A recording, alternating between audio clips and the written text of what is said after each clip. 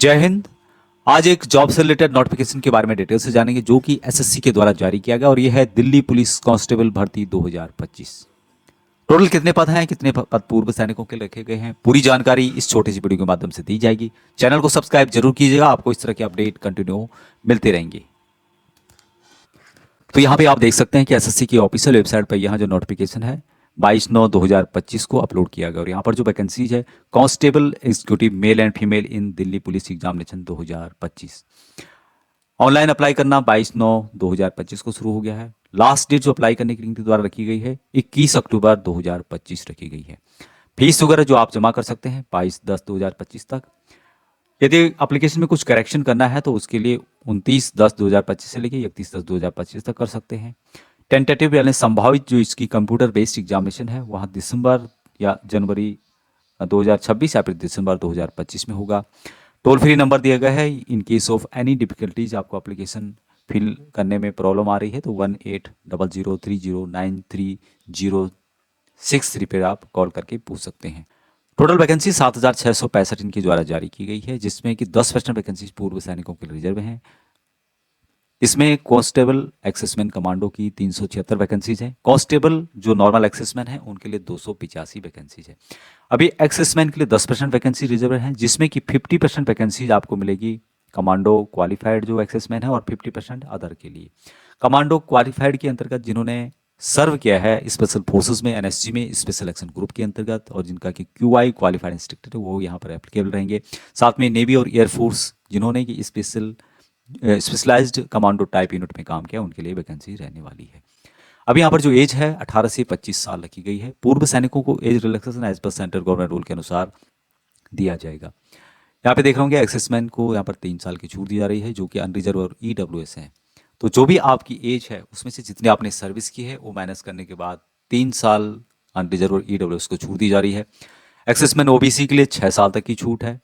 उसी तरह से एक्सेसमैन एससी एसटी के लिए 8 साल तक भी छूट दी गई है। तो इस तरह कैलकुलेशन करने के बाद आपकी एज जो यहाँ पे मैक्सिमम दी हुई है 25 साल, इससे ज़्यादा नहीं होनी चाहिए और एज की गणना 1/7/2025 से किया जाएगा। अब यहाँ पर वही हम जानेंगे जो कि एक्सेसमैन के पर्सपेक्टिव से जरूरी है। इसेंशियल क्वालिफिकेशन क्या रहेगा? 10+2 जिन्होंने किया है वही इन वैकेंसी अप्लाई कर सकते हैं। साथ में जिनके पास वैलिड ड्राइविंग लाइसेंस है जो मेल कैंडिडेट हैं, एलएमबी मोटरसाइकिल और कार, और यहाँ जो आपके पास लाइसेंस है पीई एंड एमटी जो होगा यहाँ पर physical efficiency and measurement test होगा, तब तक आपके लिए आपको दिखाना होगा, यानी तब तक आपके पास होना चाहिए। लेकिन जो लोग या जो पूर्व सैनिक मात्र मैट्रिक पास हैं और ने कम से कम 15 साल सर्विस की है और जिनके पास Indian army special certificate of education है, संबंधित सर्टिफिकेट जो कि नेवी और एयरफोर्स के हैं उनके पास भी होना चाहिए, तो वहाँ इन वैकेंसीज के लिए अप्लाई कर सकते हैं। जो भी सर्विंग सोल्जर्स हैं ऑल आर्म फोर्स के, आर्मी, एयरफोर्स, नेवी के, जो 1 साल के अंतर्गत रिटायर आ रहे हैं वहाँ भी अप्लाई कर सकते हैं, लेकिन उनको एनओसी यहाँ पर देना होगा, सबमिट करना होगा। जो यहाँ पे इनके द्वारा बताया गया है कि जो इसकी क्लोजिंग डेट है उसके 1 साल बाद, यानी कि 21/10/2025 क्लोजिंग डेट है, तो 21/10/2026 तक जो लोग भी रिटायर आ रहे हैं वहाँ पूर्व सैनिकों से रिलेटेड जो वैकेंसीज हैं उसमें अप्लाई कर सकते हैं। एप्लीकेशन फीस की बात करें तो 100 रुपये यहाँ पे रखा गया है, लेकिन जो भी एक्सेसमैन है और कुछ कैंडिडेट हैं अदर कुछ डिटेल्स यहाँ पे दिया गया है तो उनको भी फीस से एग्जाम्प्टेड किया गया है, यानी कि फ्री ऑफ कॉस्ट आप इन वैकेंसीज के लिए अप्लाई कर सकते हैं। सिलेक्शन प्रोसेस में सबसे पहले कंप्यूटर बेस्ड एग्जामिनेशन होगा, उसके बाद होगा फिजिकल इंडोरेंस टेस्ट, उसके बाद होगा फिजिकल मेजरमेंट टेस्ट और उसके बाद यहाँ पे होता है डॉक्यूमेंट वेरिफिकेशन। सबसे इंपॉर्टेंट कंप्यूटर बेस्ड एग्जामिनेशन, और इसी के आधार पर यहाँ पर सिलेक्शन होता है, बाकी सब क्वालिफाइड नेचर के होते हैं। कंप्यूटर बेस्ड एग्जामिनेशन जो कि मल्टीपल चॉइस रिलेटेड क्वेश्चन पूछे जाते हैं, 100 क्वेश्चन होंगे, 100 मार्क के होंगे और जिसकी डिटेल्स यहाँ पे बताई गई है। पार्ट ए में जनरल नॉलेज और करंट अफेयर्स से रिलेटेड 50 क्वेश्चन होंगे, 50 नंबर के, सबसे ज़्यादा जनरल नॉलेज और करंट अफेयर्स पूछा जाता है। पार्ट बी में होगा रीजनिंग जो कि 25 क्वेश्चन होंगे, 25 नंबर के। पार्ट सी के अंतर्गत होगा न्यूमेरिकल एबिलिटी, 15 क्वेश्चन, 15 नंबर के। और पार्ट डी में होगा कंप्यूटर फंडामेंटल से रिलेटेड या MS Excel, MS Word, communication से रिलेटेड, और जो इंटरनेट है www एंड वेब ब्राउजर से रिलेटेड 10 क्वेश्चन होंगे, 10 नंबर के। तो टोटल यहाँ पर 90 मिनट का टाइम दिया जाएगा। 100 क्वेश्चन हैं और 100 मार्क के हैं। आप कोई गलत क्वेश्चन करते हैं तो आपका यहाँ पर 0.25 मार्क कट जाएगा, यानी कि निगेटिव मार्किंग रखी गई है। अभी सिलेबस की बात की जाए तो जनरल नॉलेज करंट अफेयर्स में क्या क्या पूछा जाता है उसकी जानकारी यहाँ पर दी गई है कि जो डेली बेसिस पे जो घटनाएं हो रही हैं जनरल अवेयरनेस से रिलेटेड उस टाइप का नॉलेज आपको हासिल करना होगा। साथ में जो इंडिया के नाइबर कंट्रीज हैं, स्पोर्ट्स से रिलेटेड, हिस्ट्री से related, culture, geography, Indian economy, general policy, Indian constitution से रिलेटेड, साइंटिफिक रिसर्च से रिलेटेड, इस टाइप के क्वेश्चन यहाँ पे पूछे जाएंगे।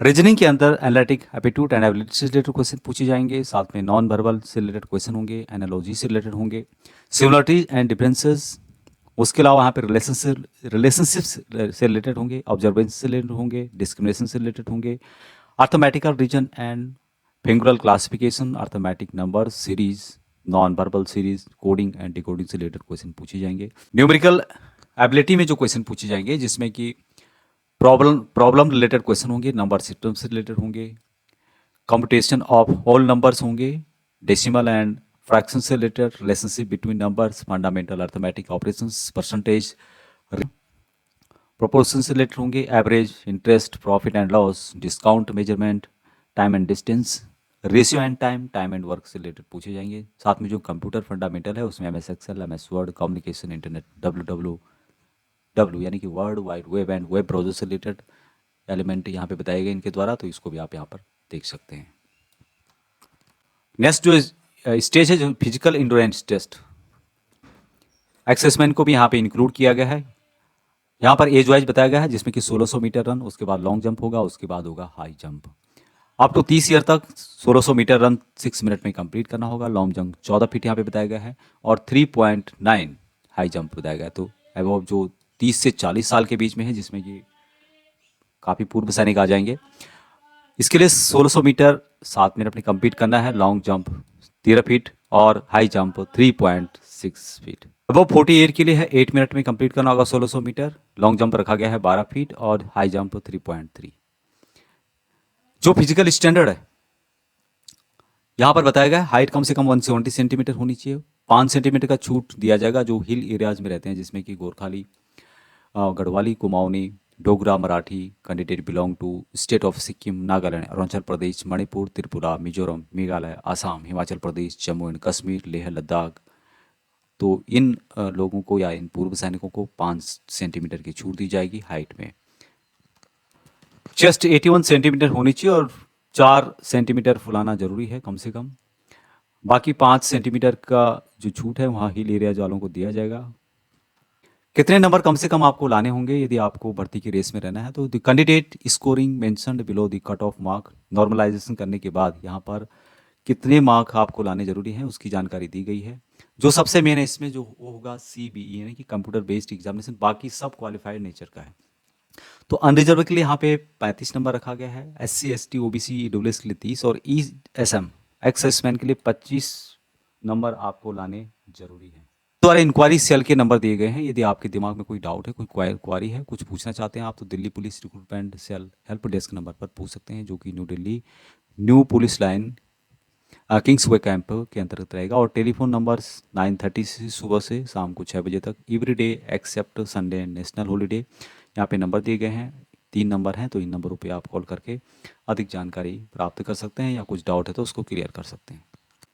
तो पे स्केल की बात करें तो पे स्केल लेवल 3 के अंतर्गत आता है जिसमें कि 21,700 से लेके 69,100 रुपये तक इनके द्वारा दिया गया है। ग्रुप C की पोस्ट है, साथ में अन्य अप्लीकेबल जो भी भत्ते होते हैं गवर्नमेंट की तरफ से दिए जाते हैं टाइम टू टाइम, वहाँ दिए जाएंगे। तो अप्रोक्सीमेटली सैलरी की बात की जाए तो जो भी स्टार्टिंग कोई भर्ती होता है तो उसको 50,000 रुपये पर मंथ के हिसाब से सैलरी मिलती है। अप्लाई करने के लिए SSC की ऑफिशियल वेबसाइट के माध्यम से अप्लाई किया जा सकता है। बाकी यहाँ पर आप देख रहे होंगे इस तरह का विंडो खुलता है और जिसमें कि यूज़र नेम वगैरह, पासवर्ड वगैरह क्रिएट करना पड़ता है, प्रोफाइल बनाना पड़ता है, तो इस तरह से अप्लाई किया जा सकता है। नोटिफिकेशन का लिंक आपको वीडियो के डिस्क्रिप्शन में मिल जाएगा। अभी तक इतना ही। जय हिंद।